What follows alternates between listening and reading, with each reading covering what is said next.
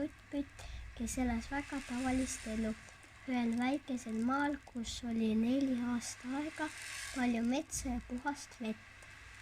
Ühel päeval ilmusid välja kummalised tegelased, kes kutsusid ennast hägilasteks. Üks hägilane viskas maha hästi palju prügi, teine, 3. ja 4. hägilane tegid lõkkeid. Veel valasid nad maha keemiat, kõige selle tõttu tulid suured tulekahjud. Päike hakkas liiga soojalt ja eredalt paistma ja siis oli loomadel raske elada, sest kliima soojenes. Kliima soojenemine on see, kui ilm läheb aina soojaks ja toimub maavärinaid, vulkaanipurskeid, tornaadosid, orkaane ja tsunamisid. Krokodillide kodukohas oli kliima soojenemisega ilm muutunud hoopis jahedaks. Nende ülemus ütles, et me ei saa siin enam elada, sest on liiga külm. Nii nad otsustasid minna kuhugi soojemasse riiki. Nad otsisid, ujusid ja vahepeal kõndisid ning lõpuks leidsid ühe sooja koha, kus elada.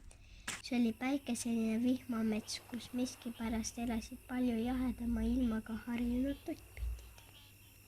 Ühel ilusal päeval ujus tuttpütt oma kodukohas ringi ja krokodillid nägid teda. Tuttpütt ehmatas ja hakkas kiiresti ujuma, aga krokodillid piirasid ta ümber. Tuttpütt ütles tere. Krokodillid ütlesid ka. Järsku ilmus välja üks hägilane, kes arvas, et tuttpütt on ohus. Ta haaras linnu kaasa ja viis ta oma koju ja pani vanni elama. Tuttpütt nägi vannitoas lilli ja hakkas nendest pesa tegema. Hägilasel oli majas koer, kes hakkas tuttpüti ehitamise peale hakkuma. Aga tuttpütt oli juba pesa peaaegu valmis saanud ja mune hauduma hakanud.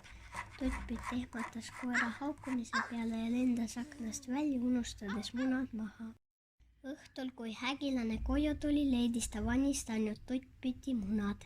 Ta ei osanud nendega midagi teha ja viskas munad aknast välja. Krokodillid olid näinud, mis tuttpütiga juhtus ning tulid talle appi. Kui hägilane munad aknast alla viskas, siis aitasid krokodillid neid kinni püüda. Nii saidki neist suured sõbrad. Tuttpütt oskas krokodillidele rääkida, et enne kliima soojenemist kutsuti nende kodu Eestimaaks. Siin rahvas laulis ja tantsis ning tuttpütile oli pühendatud täitsa oma aasta.